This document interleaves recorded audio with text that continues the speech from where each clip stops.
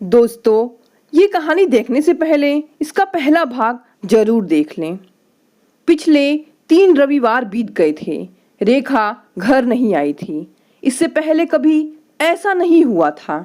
इसलिए अमित को बड़ी चिंता हो रही थी। उसने सोचा कि सर्विस का मामला है। हो सकता है कि कोई ज़रूरी काम की वजह से नहीं आ पाई हो। जब चौथे रविवार को भी रेखा नहीं आई तो अमित बहुत परेशान हो उठा। उस समय आज की तरह मोबाइल की सुविधा नहीं थी। कुछ संपन्न लोगों के यहाँ या बड़े दफ्तरों में टेलीफोन लगे थे।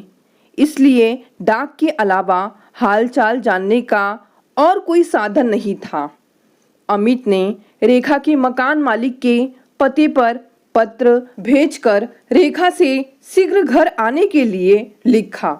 जब पत्र का कोई भी जवाब नहीं आया तो अमित को रेखा की बहुत चिंता होने लगी और वह महानगर जा पहुंचा। वह सीधे रेखा के कमरे पर पहुंचा, मगर रेखा वहां नहीं थी।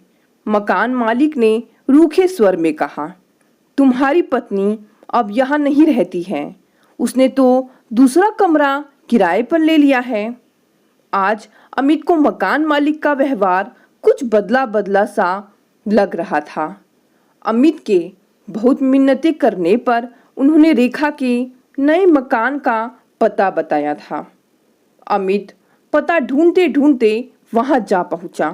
रेखा उस समय कमरे पर नहीं थी। वह कहीं गई हुई थी। अमित वहीं बैठकर रेखा का इंतजार करने लगा। काफी देर बाद रेखा आई। उसके साथ एक आदमी था जो रेखा का हाथ पकड़ा था और जिससे रेखा खूब हंस हंस कर बातें कर रही थी। उसकी उम्र अमित से 8-10 साल कम रही होगी और वह देखने भालने में बड़ा हैंडसम था। अचानक अमित को देखकर रेखा का चेहरा फीका पड़ गया। उसके चेहरे पर एक रंग आ रहा था तो दूसरा रंग जा रहा था। अमित बोला, तुम कैसी हो रेखा? मुझे तुम्हारी बड़ी चिंता हो रही थी। रेखा ने कोई उत्तर नहीं दिया। तुम इतने दिन से घर क्यों नहीं आई रेखा? अमित ने उसकी ओर देखते हुए पूछा। रेखा ने अब अपनी घबराहट पर काबू पा लिया था। वह अमित की ओर देखते हुए रूखे स्वर में बोली, घर? कैसा घर? मैं अब वहां कभी नहीं आऊंगी। अमित को अपने कानों पर विश्वास नहीं हो रहा था। उसने सोचा कि रेखा शायद मजाक कर रही है। वह रेखा के चेहरे की ओर देखते हुए बोला, ऐसा क्यों कह रही हो रेखा? क्योंकि वह घर अब मेरा नहीं रहा। यह सुमीत है और हम दोनों ने कोर्ट मैरिज कर ली है। रेखा ने सपाट स्वर में कहा। क्या? हैरत से अमित कभी रेखा को देख रहा था तो कभी सुमित को। उसे सपने में भी गुमान नहीं था कि रेखा ऐसा गुल खिलाएगी। इसके बाद अमित ने रेखा को मनाने, घर ले जाने की हर संभव कोशिश की। उसे बच्चों की ममता का भी वास्ता दिया, मगर रेखा पर इन बातों का कोई असर नहीं पड़ा। उस पर तो सुमित के प्यार का रंग चढ़ा हुआ था। इसीलिए वह किसी भी कीमत पर अमित के साथ घर जाने को तैयार नहीं हुई। अमित को अब विश्वास ही नहीं हो रहा था कि क्या यह वही रेखा है जो एक पल के लिए भी उससे दूर नहीं रहना चाहती थी। अंत में रेखा ने एक ऐसी बात कह दी जिसने अमित के दिल को चीर कर रख दिया था। वह बोली, मुझे तो यह बताते बड़ी शर्म आती थी कि मेरे पति एक चपरासी हैं। मेरे पिताजी ने मेरी शादी एक चपरासी से करा दी जो मेरे लायक कभी था ही नहीं। यह सुनकर अमित काफी देर तक बूथ बना वहां खड़ा रहा। फिर बिना एक शब्द कहे वह वहां से चला गया। अमित के बेटे अपनी माँ को बहुत प्यार करते थे। जब उन्हें पता चला वे भी अपनी माँ को मनाने उनके पास गए, मगर रेखा ने 2 टूक कह दिया कि वह अब किसी से कोई रिश्ता नहीं रखना चाहती। उसकी आंखों पर तो सुमित के प्यार का चश्मा लगा हुआ था, इसलिए वह अपने निर्णय पर अड़िग रही। बच्चों की ममता से भी उसका दिल नहीं पसीजा। इस घटना को 20 साल बीत गए थे। पत्नी की बेवफाई से अमित बुरी तरह टूट गया था। उसके दिल का चमन उजड़ चुका था। लाख कोशिश के बाद भी वह रेखा के प्यार को भूल नहीं पाया था। हर समय मुस्कुराते रहने वाला अमित बिल्कुल गुमसुम सा रहने लगा। उसका बड़ा बेटा इंजीनियर बन गया था और छोटा प्रोफेसर।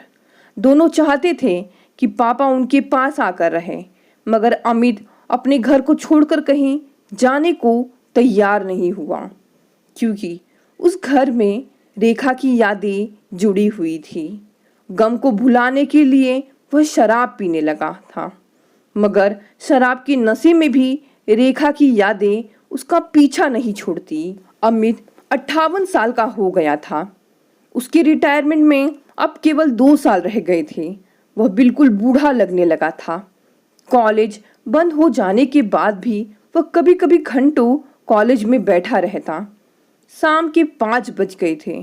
सब लोग कॉलेज से जा चुके थे, मगर रोज की भांति आज भी अमित कॉलेज में ही बैठा हुआ था। वह जाने किन विचारों में खोया हुआ था। तभी उसने कॉलेज के गेट में किसी व्यक्ति को घुसते देखा। इस समय कौन हो सकता है? वह सोच में पड़ गया। चारों ओर हल्का सा धुंधलका सा छाने लगा था, इसलिए अमित उसे पहचान नहीं पाया। वह धीरे धीरे चलता हुआ अमित के पास आकर रुक गया। अमित ने जब गौर से उसके चेहरे की ओर देखा तो वह चौंक गया। वह कोई और नहीं, उसकी पत्नी रेखा थी। कभी बेहद सुंदर लगने वाली रेखा का चेहरा सूख कर काला पड़ चुका था। उसका शरीर हड्डियों का ढांचा मात्र लग रहा था। इससे पहले कि अमित कुछ कहे, रेखा बोली, मुझे मेरे गुनाहों की सजा मिल चुकी है। मैं अपने साथ हुए विश्वासघात और जुल्मों की कहानी सुनाकर आपके दिल को दुखाना नहीं चाहती। फिर अब तुम यहाँ मेरे पास क्या करने आई हो? अमित ने उसको घूरते हुए कहा। देखो, मैं इस दुनिया में अब मैं कुछ ही दिन की मेहमान हूँ। मेरी दिली इच्छा है जिस घर में मेरी डोली आई थी उस घर से मेरी अर्थी निकले, रेखा भावुक स्वर में बोली। अमित सोच में पड़ गया। रेखा के बहुत अनुनय विनय करने पर अमित का दिल पसीज गया। उसने सोचा कि अब यह घृणा की नहीं, दया की पात्र है। वह उसे अपने घर ले आया। अपने घर जाकर रेखा के बेजान शरीर में पता नहीं कहाँ से इतनी ताकत आ गई थी कि अगले दिन उसने अपना पूरा घर साफ किया। उसका चेहरा एक अजीब से उत्साह से दमकने लगा था। तीसरे दिन अचानक रेखा की हालत बिगड़ गई। उसकी श्वास बहुत अटक अटक कर चलने लगी। अमित डॉक्टर को बुलाकर लाने के लिए उठा, मगर रेखा ने उसका हाथ पकड़ते हुए कहा, मैं अब बचूंगी नहीं। मेरी आखिरी इच्छा है कि मैं आपकी गोद में सिर रखकर इस दुनिया से विदा लूं। क्या आप मेरी आखिरी इच्छा पूरी करेंगे? अमित रेखा के पास बैठ गया और उसने रेखा का सिर अपनी गोद में रख लिया। आपको मैं बता नहीं सकती कि आपने मेरा सिर अपनी गोद में रखकर मुझे कितनी बड़ी खुशी दी है।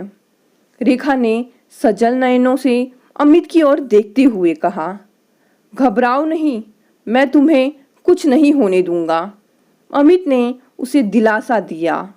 अब रेखा के चेहरे पर न तो अपने पति के साथ किए विश्वासघात का अपराध बोध था और न ही दूसरे पति सुमित द्वारा दिए गए छलावे की प्रवंचना, बल्कि उसका चेहरा तो अपने पहले पति के प्रति निश्चल प्रेम की अलौकिक आभा से दमक रहा था। स्नेह भरी नजरों से एक बार उसने अमित की ओर देखा था। उसके चेहरे पर हल्की सी मुस्कुराहट आई। फिर देखते ही देखते उसकी आंखें पथरा गई थी और वो भगवान को प्यारी हो गई। दोस्तों, कहानी यहीं समाप्त हो गई। आपको ये कहानी कैसी लगी? ऐसी ऐसी और भी कहानियाँ सुनने के लिए आज ही मेरे चैनल को सब्सक्राइब कर लें। धन्यवाद दोस्तों, मिलते हैं अगली कहानी से।